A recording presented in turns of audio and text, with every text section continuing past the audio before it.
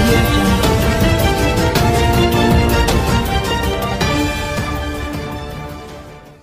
ఈనాటి ఈ ఇనిషియేటివ్ తీసుకొని ఈ కార్యక్రమాన్ని ఆర్గనైజ్ చేసిన పవన్ కళ్యాణ్ గారిని మనస్ఫూర్తిగా అభినందిస్తున్నాను. ఈ వేదిక పైన ఉన్నటువంటి పెద్దలు గోపాల్ గౌడ్ గారు, పద్మనాభయ్య గారు, మన ఈ మీటింగ్కు వీళ్ళిద్దరిని భీష్మ ద్రోణ పితామహుల కింద చెప్పుకోవచ్చు. అంత తలపండినటువంటి వ్యక్తులు. వారిద్దరి ఆధ్వర్యంలో సరే రథసారథి అర్జునుడు జయప్రకాష్ గారు, పక్కన ఉండవల్లి అరుణ్ కుమార్ గారిని క్వశ్చన్ మార్క్ పెడుతున్నాను, ఎవరితో పోల్చాలో తెలియదు. ఎందుకంటే ఆయన ఇస్ బియాండ్ డెఫినేషన్. వీళ్ళందరితో కలిసి ఏర్పాటు చేసినటువంటి ఈ ఫ్యాక్ట్ ఫైండింగ్ కమిటీలో మెంబర్గా ఉండటానికి నేను నిజంగా గర్వంగా ఫీల్ అవుతున్నాను. అన్న మాటలకు ఒక చిన్న సమాధానం చెప్పాలి. సమస్య సృష్టించటంలో నాకు ఎట్లాంటి భాగము లేదు. నేను ఉమ్మడి రాష్ట్రానికి ఆఖరు రోజు హాఫ్ డే చీఫ్ సెక్రటరీ. నేను సమస్య పరిష్కరించటానికి నా వంతు తాపత్రయపడి గట్టిగా ప్రయత్నం చేసినటువంటి first chief secretary of the bifurcated state of Andhra Pradesh. That is my qualification to be here. Then ఇది రెండు విషయాలు నేను ప్రస్తావించి ఆ పైన ఇష్యూను డిస్కషన్కు పెడతాను. మొట్టమొదటిది, ఈ కమిటీ టర్మ్స్ ఆఫ్ రెఫరెన్స్ ఎంతవరకు ఉండాలనే దాని మీద మనకు ఒక క్లారిటీ ఉండాలి.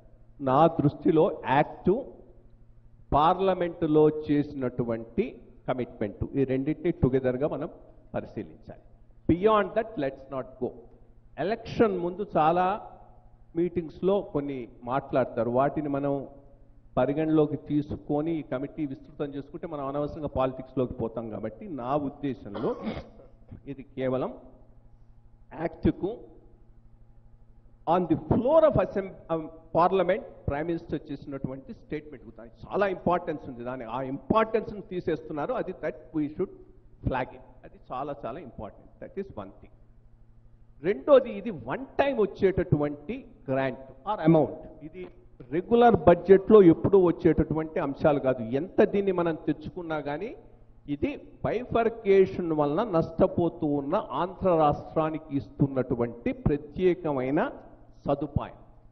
కాబట్టి దీనిని ఎట్లా స్పెండ్ చేయాలనే దాని మీద సివిల్ సొసైటీకి కొంత సేవ్ ఉండాల్సినటువంటి అవసరం ఉన్నది. ఈ విషయాన్ని మనం ఫ్లాగ్ చేయాల్సినటువంటి అవసరం ఉంది. అంటే ఇది ఇది ఇది సక్రమంగా వినియోగం కాకపోతే ఆ బైఫర్కేషన్ వచ్చినటువంటి ఈ ఈ ఈ అన్ని ప్రాంతాలకు న్యాయం జరగాల్సినటువంటి అవకాశం ఉన్నది. దీని మీద కూడా ఈ కమిటీ దృష్టి పెడితే బాగుంటుంది అనేది నా సిన్సియర్ ఫీలింగ్.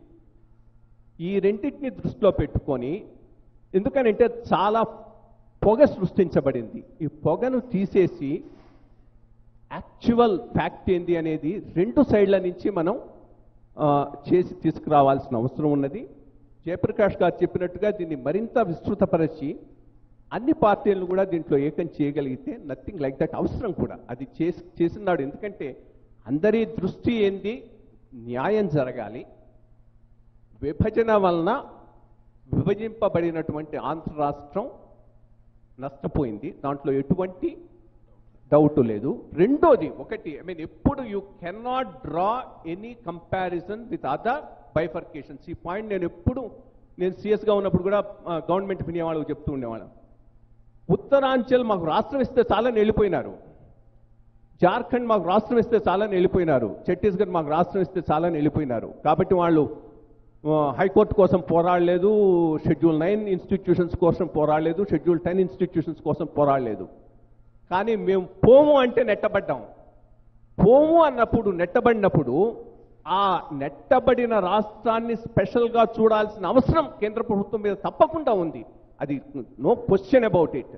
దీన్ని సాధించుకోలేకపోతే అసలు విభజనకు మీనింగే పోతుంది. కాబట్టి ఆ అంశాలను దృష్టిలో పెట్టుకొని దాన్ని మనం గవర్నమెంట్ ఆఫ్ ఇండియా దగ్గర ఫ్లాగ్ చేయాల్సినటువంటి అవసరం ఎంతైనా ఉన్నది.